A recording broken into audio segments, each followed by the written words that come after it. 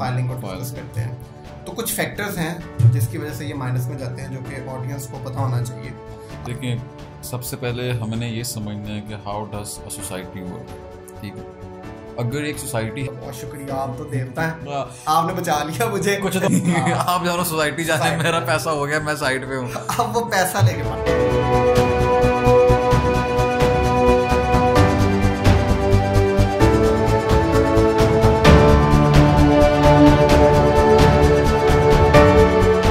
कोई भी ऐसा प्रोफेशन नहीं है जिसने रियल एस्टेट में इन्वेस्ट ना किया हो।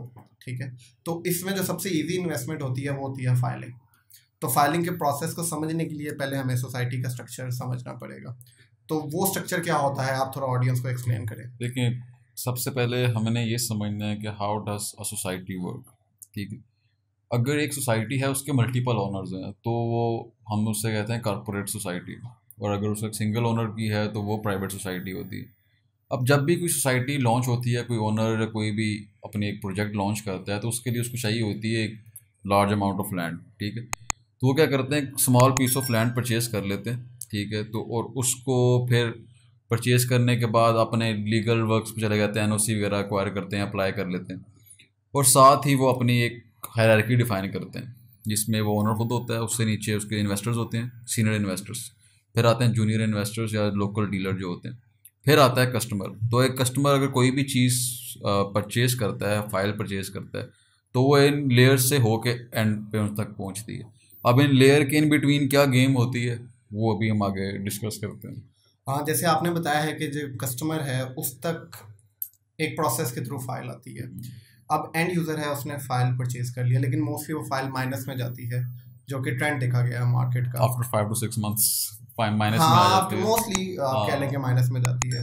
तो जैसे आपने कॉर्पोरेट सेक्टर को डिफाइन किया इसके, तो चलें अभी स्ट्रक्चर तो डिफाइन हो गया, अब ज़रा प्लॉट को साइड पे रखते हैं, फाइलिंग को डिस्कस करते हैं। तो कुछ फैक्टर्स हैं जिसकी वजह से ये माइनस में जाते हैं, जो कि ऑडियंस को पता होना चाहिए। अब जैसे आपने बताया है कि एक ऑनर है या कॉर्पोरेट है, उसने लैंड एक्वायर कर लिया है, स्मॉल पीस ऑफ लैंड, और उसकी मार्केटिंग स्टार्ट कर दी है। अब क्या कर रहे हैं कि उन्होंने मार्केटिंग में बताया है कि लैंड बहुत ज़्यादा है, प्रोजेक्ट बड़ा है, इन्वेस्टमेंट भी ज़्यादा है, तो अब क्या करना है, वो लैंड एक्वायर करना है। अब एक्वायर करने के लिए पैसे चाहिए, तो वो क्या करेंगे, ओवर सेलिंग। अब ओवर सेलिंग कैसे होती है, लैंड तो आपके पास है नहीं, तो आप फाइल इंट्रोड्यूस कर देते हैं। अब फाइल इंट्रोड्यूस कैसे करते हैं, आप स्मॉल पीस ऑफ अमाउंट पे उसकी बुकिंग स्टार्ट कर देते हैं। अब एक मार्केटिंग कंपनी को हायर किया जाता है, जी सर आए हमारे पास, वो मार्केटिंग कंपनी अपने पैसों के लिए आ जाती है, और बड़ा प्यारा सा स्टाफ रखा होता है उन्होंने। हाँ, बिल्कुल एक अच्छा सा स्टाफ हायर किया, डिजिटल मार्केटिंग की, और वहाँ पे बिठा दिया। अब एक मिडिल क्लास बंदा जाएगा, जी सर ये लैंड मैंने देखा है आपका, जी सर इधर ये बनना है, इधर ये पार्क है, इधर ये पार्क, गार्डन है, ये वाले गार्डन है, वो वाले गार्डन है, तो गार्डन ही गार्डन करके उसको गार्डन कर देते हैं। तो फॉर एग्जांपल अब वो मिडिल क्लास बेचारा बंदा है, उसने शायद एक फाइल लेनी थी, उसको 2 फाइलें 3 फाइलें दिला देते हैं और बता देते हैं कि इसकी सेल पे आपको नेक्स्ट प्रॉफिट हो जाएगा, तो आप इजीली इसको कंज्यूम कर सकते हैं, कोई ऐसा मसला नहीं है। तो ये होगी ओवर सेलिंग। क्यों? क्योंकि सोसाइटी को पैसे चाहिए आगे लैंड बाय करने के। अब इससे ही मिलता जुलता नेक्स्ट स्टेप होता है। अब जैसे ही ये ओवर सेलिंग ख़त्म होती है, एक लिमिट तक ही होती है ना, अब इतना भी नहीं है कि आप करते जाएं और एट द एंड ख़त्म ही हो जाए, तो वो ख़त्म होती है। अब सोसाइटी बिल्डिंग की तरफ आती है। अब वो कहते हैं कि अब हमने सोसाइटी को बिल्ड करना है, तो जैसे ही बिल्ड करना स्टार्ट करते हैं, वो क्या करते हैं, बाय बैक पॉलिसी भी साथ ही इंट्रोड्यूस करवा देते हैं। ठीक है, अब बाय बैक पॉलिसी में क्या होता है कि वो उन्हीं हिरार्की में से अपने एजेंट्स को कहते हैं कि भाई मार्केट में जाएं, जिनके पास इस सेक्टर की फाइल है आप उनसे बाय बैक करें।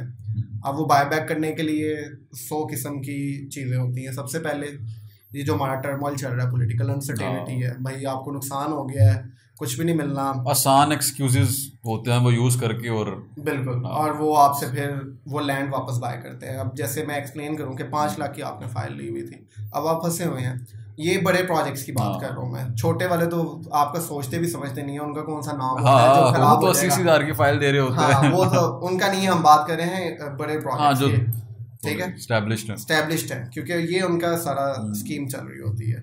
तो वो फिर बाय बैक पॉलिसी से आपसे मिनिमम रेट पे वो बाय करते हैं। मिनिमम आप समझ लें कि अगर 5 लाख की फाइल है, उसमें 1 लाख कमीशन है उन हिरार्की में लोगों का, पीछे 4 लाख एक्चुअल कीमत है, तो अब आप उस ट्रैप में आते हैं, पैनिक में आते हैं। जैसे आजकल पैनिक है, हर कोई कह रहा है कि मैं पैसे बचा लूँ किसी ना किसी तरह, आगे पता नहीं क्या होने वाला है। तो आप फौरन जाके उस एजेंट को कहेंगे जी सर आपका बहुत शुक्रिया, आप तो देवता हैं, आपने बचा लिया मुझे, कुछ तो वापस आ रहा है, कुछ तो वापस आ रहा है। वो बाय बैक कर लेते हैं। अब यहाँ भी एंड यूजर मर गया, ओवर सेलिंग में भी एंड यूजर मर गया, बाय बैक में भी, बाय बैक में, क्योंकि ओवर सेलिंग में उसे पता ही नहीं उसने क्या लिया। अब बाय बैक में उसको बचाते हुए वो मर गया। अब आते हैं थर्ड स्टेज पे, जो कि बहुत खतरनाक स्टेज है। अच्छा। ठीक है ये ऐसी स्टेज है कि रियलिटी क्रिएट की जाती है। अच्छा, ठीक है। अब वो रियलिटी कैसे क्रिएट की जाती है, जैसे आपने बताया कि इन्वेस्टर होता है उन सोसाइटीज के पास।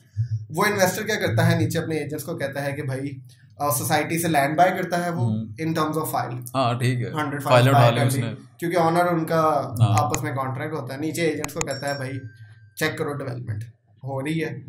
अब मार्केट में जाओ और उन्हें कहो कि ये फाइल जिसके पास है मुझसे ऑन ले ले और मुझे फाइल रिटर्न कर दे।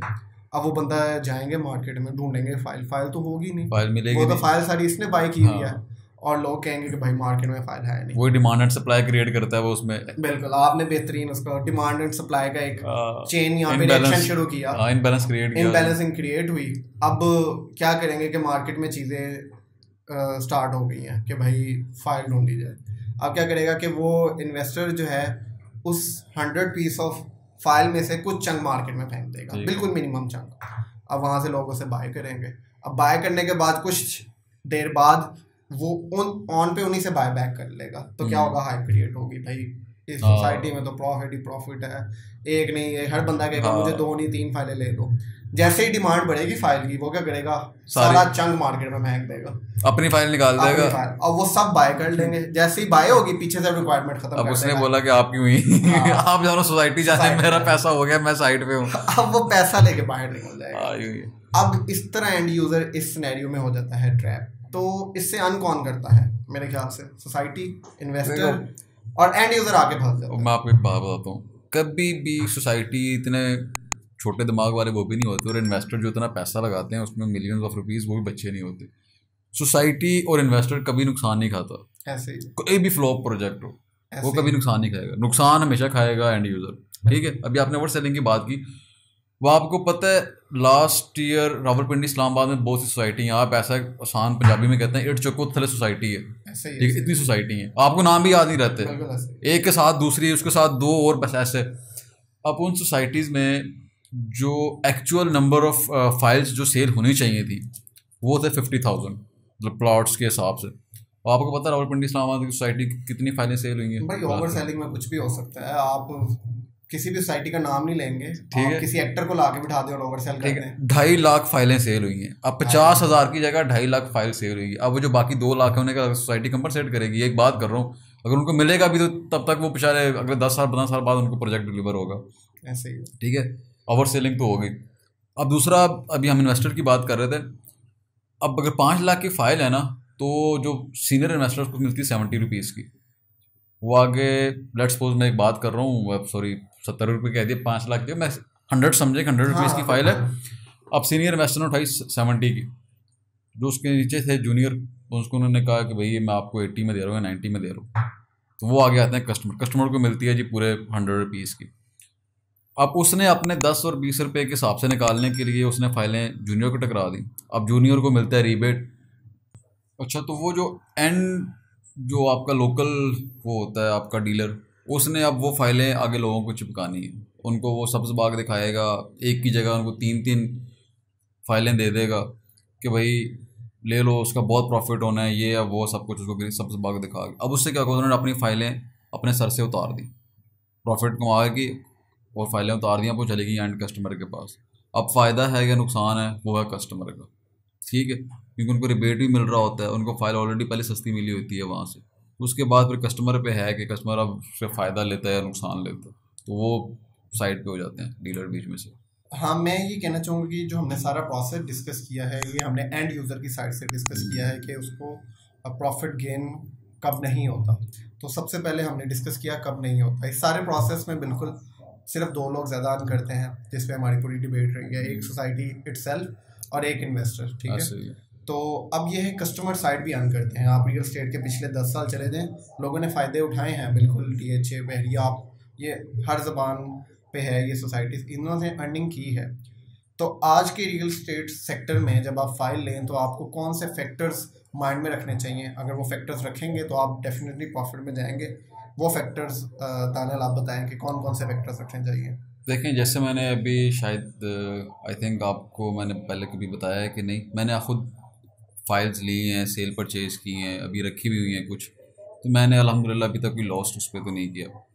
बट बात यह है वो इसीलिए कि हम लोग जो है ना, हम लोग जाते हैं, अच्छा वैसे हम किसी पर ट्रस्ट नहीं करते, एज अ पाकिस्तानी पब्लिक जो है हम ट्रस्ट नहीं करते, बट डीलर्स का बहुत ट्रस्ट करते हैं, प्रॉपर्टी डीलर्स का, ठीक है।